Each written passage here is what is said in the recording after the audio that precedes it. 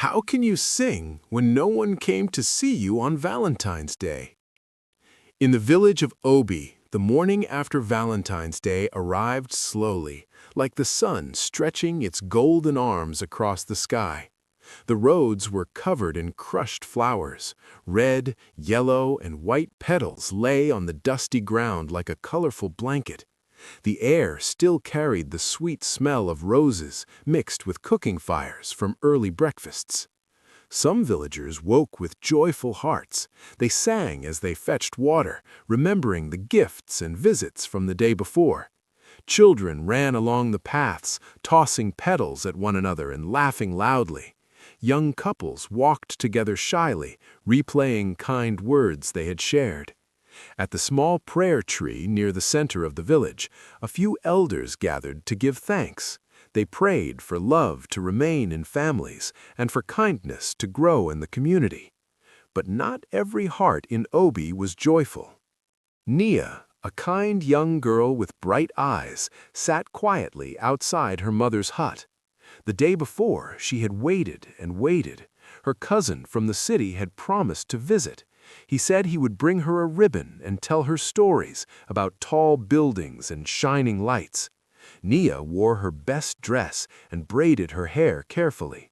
She watched the road until the stars filled the sky. He never came. Now the fallen flowers only reminded her of her disappointment. She picked up a petal and slowly tore it in two. Across the path, old Baba Kofi swept the ground before his home. He lived alone, yet he hummed a cheerful tune. His hut was simple, and no flowers lay at his door. Still, his face carried peace. Nia finally asked, "Baba Kofi, did no one visit you yesterday?"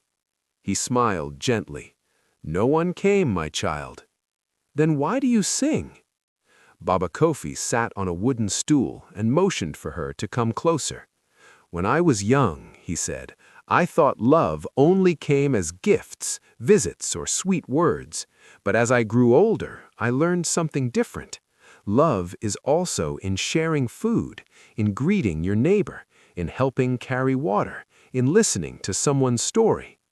Nia listened quietly. He continued, "If you wait for love to knock only one way, you may think it never comes, but love walks many paths." Just then, drums sounded from the far end of the village. A wedding celebration from the day before had not yet ended. Laughter rose into the air. Some families were still dancing and sharing food. Others cleaned their compounds quietly, a little sad that their own celebrations had been small. Nia looked around and noticed something she had missed before. Many homes had leftover flowers on the ground, forgotten after the celebrations. An idea began to grow in her heart. "Baba Kofi," she said, "may I gather these flowers?" He nodded. Flowers bring smiles when given with care. Nia called to other children. Soon a small group joined her. They collected the petals and fresh flowers that still looked bright. Baba Kofi showed them how to weave simple garlands and small flower rings. The children moved from house to house, placing the flower rings on doors where people had received no visitors the day before. Then they would run and hide, giggling behind trees. One lonely mother opened her door and gasped with surprise. "Who remembered me?" she wondered aloud, smiling. An elderly widow felt flowers on her doorstep and felt warmth in her heart. "Ah," she said softly, "love has not forgotten my home." Even those who had cried the day before began to smile.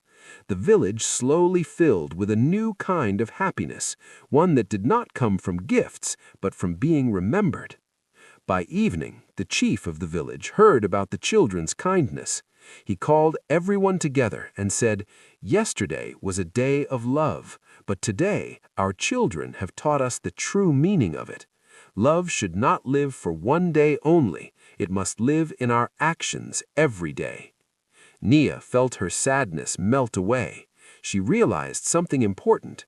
Though her cousin had not come, she had helped bring joy to many hearts.